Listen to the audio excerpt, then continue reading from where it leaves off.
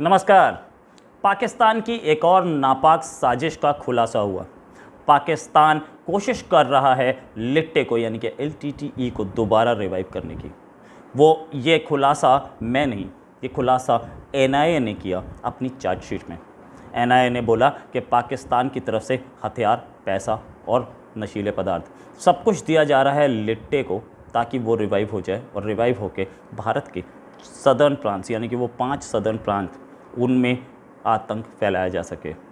ये लिट्टे वही है जिसने भारत के पूर्व प्रधानमंत्री राजीव गांधी की हत्या की थी, जिसके बाद 32 देशों ने इस लिट्टे को बैन कर दिया था और उसमें भारत भी था, European union, Canada, United states सब थे। और श्रीलंका की आर्मी ने एक मुहिम चलाई थी, जिस मुहिम में आर्मी ने लिट्टे को ख़त्म किया, उसके चीफ प्रभाकरन को मार डाला, उसके दोनों बच्चे इसमें मारे गए, उसके जो साथी थे, करीबी थे, वो मारे गए इसमें।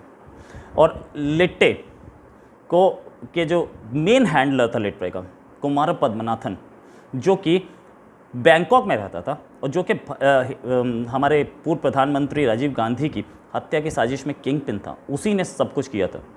उसको बैंकॉक से इंडियन इंटेलिजेंस ने और श्रीलंका ने मिल करके अरेस्ट कराया और उसका बाद में ट्रायल हुआ श्रीलंका में। वो श्रीलंका जेल में था।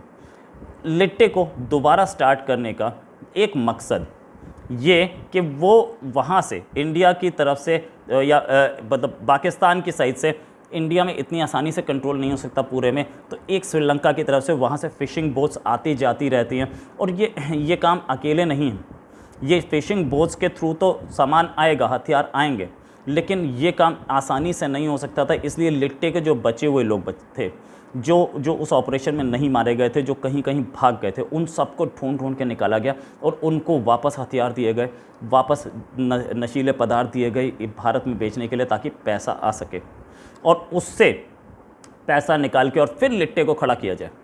और वो लिट्टे के जो लोग बच गए थे, जो कि कहीं श्रीलंका में या कहीं बाहर रह रहे थे, उन सबको, वो अभी भी अपनी अपनी लोकेशंस में ही हैं, लेकिन वहीं से वो अपने इस ऑपरेशंस को चला रहे हैं। उनको अच्छी तरह से पता है कि कैसे इंडिया में हथियार भेजे जा सकते हैं, कैसे इंडिया से श्रीलंका, क्योंकि बहुत ज़्यादा डिस्टेंस नहीं है दोनों कंट्रीज़ के बीच में, कैसे इंडिया से श्रीलंका के बीच में हथियारों का आदान प्रदान और आदमी भेजे जा सकते हैं और आतंक भेजा जा सकता है।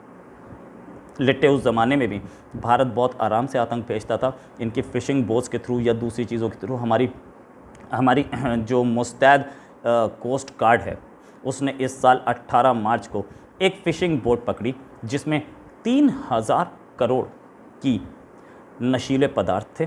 3000 करोड़ के नशीले पदार्थ थे, 5 AK-47 राइफ़ल थी और बहुत सारी गोलियां थी। ये सब किस चीज़ के लिए यूज़ हो रहा था, ये हमारी NIA ने तुरंत पता लगाया, सारी सर्वेलेंस से पता लगाया और 6 श्रीलंकाई नागरिक उस बोट में पकड़े गए थे। उनसे इंटेरोगेशन की गई तो पता चला कि ये 6 के 6 एक पाकिस्तानी हैंडलर के थ्रू ये सारा सामान लाए थे। वो पाकिस्तानी हैंडलर पाकिस्तान में है और उस हैंडलर को ने इनको ये सारा सामान दिया और इंडिया में ये नशीले पदार्थ बेचे जाने थे, जिससे पैसा आना था 3000 करोड़, कम नहीं होता, उससे बहुत सारा फंडिंग हो सकती है। और इससे ये भी पता चला कि लिट्टे को दोबारा रिवाइव करने की कोशिश की जा रही है।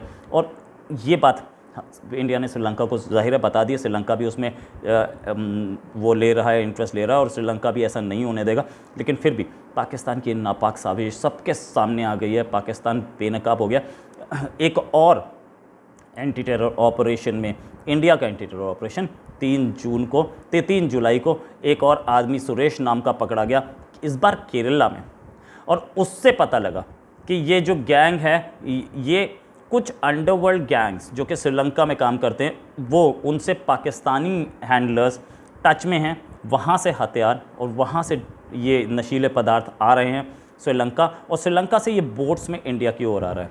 और इसमें ये बात NIA ने अपनी चार्जशीट में ये 7 श्रीलंकाई नागरिकों के खिलाफ चार्जशीट में लिखी कि ये लिट्टे को दोबारा स्टार्ट कर रहे हैं और लिट्टे के वो लोग जो उन्होंने दोबारा इकट्ठे कर लिए हैं, एक दोबारा लोग बनाए हैं, दोबारा रिक्रूट किए गए हैं लोग, और उन लोगों ने, जो लोग लिट्टे के सबसे ज़्यादा खिलाफ बोलते थे, उनको टारगेट पे रखते हुए काम शुरू कर दिया है। और ये भी बताया NIA ने कि UAE के थ्रू हवाला ट्रांजैक्शंस हो रही हैं और यूएई के थ्रू पैसा आ रहा है। ये सारा जो नशीले पदार्थ हैं और सारे गोला बारूद है, ये उस तरफ से, ये पाकिस्तान से यूएई और यूएई से श्रीलंका और श्रीलंका से इंडिया, इस तरीके से इनका नेटवर्क चल रहा है।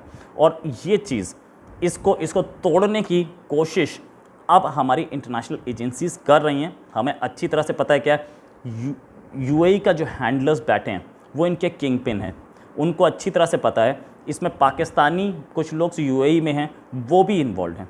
तो ये डिजिटल डेटा जो सर्वेलेंस हुआ है उससे ये पता लगा है कि हवाला ट्रांजैक्शंस जो चल रहे हैं दोनों कंट्रीज़ के, श्रीलंका, यूएई और इंडिया और पाकिस्तान, इन चारों के बीच में जो ट्रांजैक्शंस चल रहे हैं उससे पता लगता है कि ये इलीगल मनी ट्रांसफ़र से ही हथियार और नशीले पदार्थ पाकिस्तान से यूएई और यूएई से श्रीलंका और श्रीलंका से इंडिया आ रहे हैं।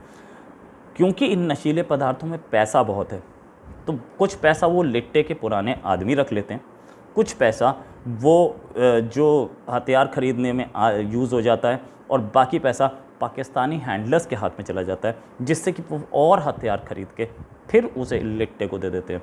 तो ये जो नेक्सस बना हुआ है, ये बड़ा स्ट्रॉन्ग नेक्सस बना है, एंटी इंडिया नेक्सस है।